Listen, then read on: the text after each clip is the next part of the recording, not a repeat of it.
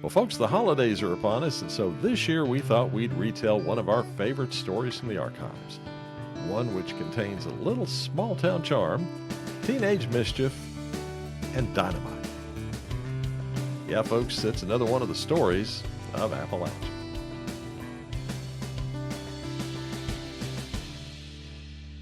Well, the little town we're talking about is not Mayberry. It doesn't have a goat that eats dynamite by the name of Jimmy, so we can eliminate those factors. Well, it does take place in North Carolina.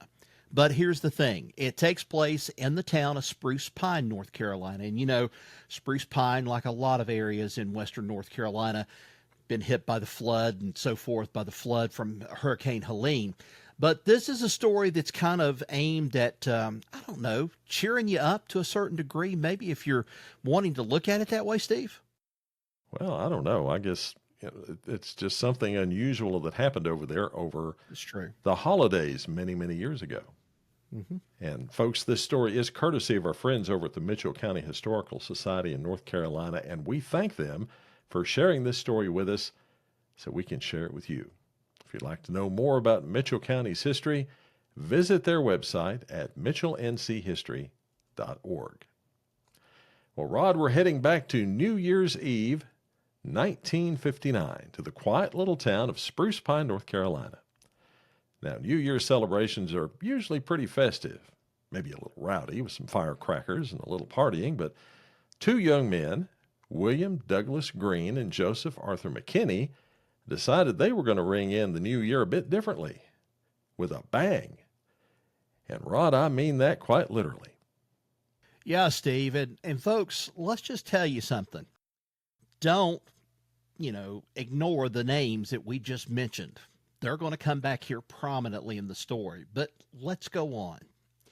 This wasn't your run-of-the-mill fireworks display. No, by no means. These two went big, and they went all out, too. Because earlier in the day, William and Joseph swung by Blackburn Hardware, a perfectly innocent place to get supplies, but instead of hammers or nails, they walked out with a case of dynamite. Now let that sink in for just a minute. This is 1959, Western North Carolina. So apparently, you could stroll into the hardware store, pick up some dynamite like you were buying a loaf of bread or a roll of bologna, and be on your merry way. No license, no questions, just, hey, I want me some dynamite to go. Well, after making their purchase, William and Joseph did what any teenage boys with a case of dynamite might do. They went to a New Year's Eve party, didn't they, Steve? Well, of course they did, Rod. You can almost see it, can't you? They're Oh, hanging yeah. out, having a good time at this party until about 10:30 that night. That is when they decided they'd had enough and it was time to kick up the New Year's celebration a notch or two. They packed up their dynamite and drove over to the town baseball park, Riverside Park in Spruce Pine. And here's where things take a turn for the worse. These boys took 21 sticks of dynamite out of the case. Now keep in mind they still had 99 sticks left, but 21 was still plenty to make a statement. They fixed up those 21 sticks to blow up the other 99, rigged it all together with a blasting cap, and then lit that fuse. And as you might expect, they ran like hell. Well, they sure didn't run like heaven, that's for sure. Well, anyway, what happened next, Steve, was nothing short of legendary. Within seconds, the entire town of Spruce Pine was rattled by an explosion so massive it was heard 15 miles away. 15 miles, folks. Now, this wasn't just a little pop. This was a boom, okay? The kind of boom that breaks windows, shakes buildings, leaves a crater big enough to hold a truck. And at least 100 windows in town were shattered. 25 were damaged. And get this, even the grocery store owned by Joseph McKinney's father took a hit. Now, I don't know about you, but, that had to be an awkward conversation when it came time. Hey, Dad, about the grocery store windows? Well, Rod, while the blast did plenty of damage, Car windows were shattered, streets were a mess. It's miraculous that no one was hurt, not even William and Joseph. Of course, the town wasn't too thrilled about having to clean up the mess on New Year's Day. Town workers, of course, got called in. Businesses brought in employees. It kind of ruined the holiday for everybody. And the cost of this little prank? Adjusted for today's dollars, it was between $98,000 and $154,000. That is one expensive New Year's celebration. Now, the local paper interviewed Spruce Pine's police sergeant, J.W. Tappan, and Tappan did not hold back. He said, and I quote, he was real shook up by the blast. But what really gets me, Rod, is this next part. Oh, yeah, this is good, Steve. Tappan went on to say that whoever set it off was an amateur because, now this is what I love, quote, no respectable miner would be fool enough to miss New Year's just to set off an explosion, end quote. Well, in other words, if you're going to blow stuff up, at least wait until after the party. Well, as you'd expect, the story went national.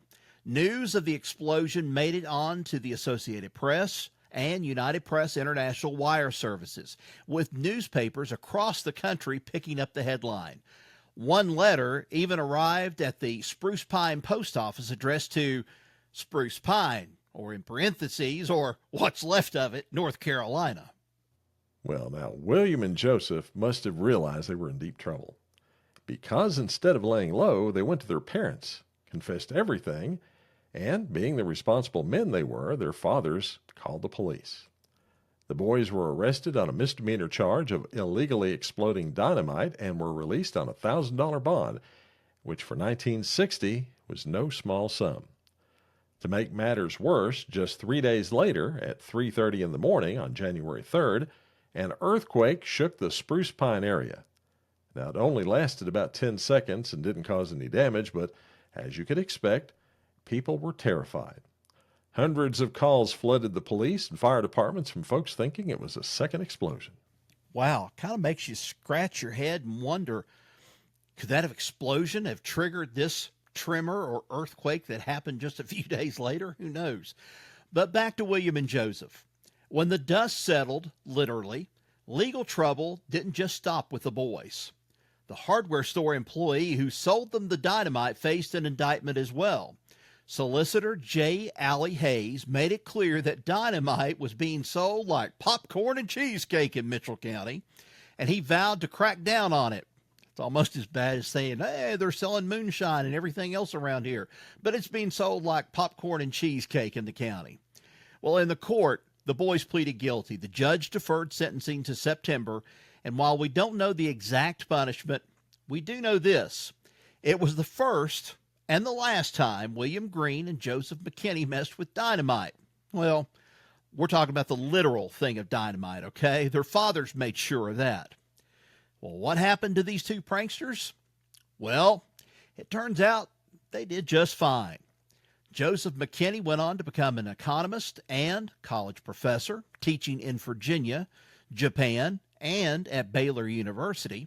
William Green became a lawyer. In Western North Carolina, where he practiced law until retiring and blowing rock. And I wonder if he had to defend any cases against people that were trying to blow stuff up like they did on New Year's Eve. Well, Rod, it just goes to show that even a dumb teenage prank, one that literally shook a town, does not have to define your future. As Rod said, these two boys that grew up learned their lessons and went on to lead pretty responsible lives. So a very interesting story. And we told that one, I guess, probably back about 5 or 6 years ago. We've been holding off on it. We wanted to tell it again. We thought this would be a good holiday story to tell folks about. Yeah, I have not been in the center in downtown Spruce Pine. I've been to the outskirts. I've been to the old school that's up there on the hill above the town. Been around a little bit. Of course, now Spruce Pine is also known for something else, and that is, of course, what is that they mine down there, Steve? They mine quartz, but not just any quartz. It's quartz that is used to make things for electronics. And if I'm not mistaken, it's not so much that the quartz itself is being used directly, it's that the quartz is of such fine texture, such just fine quality, that they make the devices that they melt down in that to make the electronic components. Wow. Now, you can see from various points in the town, you can see where the mining operation is, where they've done the mining and so forth. And I think you passed by a couple of roads there. But whenever I've been there, my wife was there for jewelry, gold, and or gemstones, gem and lapidary shows. That's what she was there for. And it's a quaint little town. It's nice, but I had no idea something like this happened in the small little town of Spruce Pine, North Carolina. Well, they're famous for many things, that being probably the most prominent thing they're famous for. Mm-hmm. And folks, that's all for today's tale. If you enjoyed this story, don't forget to subscribe to the Stories Podcast on your favorite podcast app and on our YouTube channel. Till next we meet, y'all take care. So long, everybody. So long.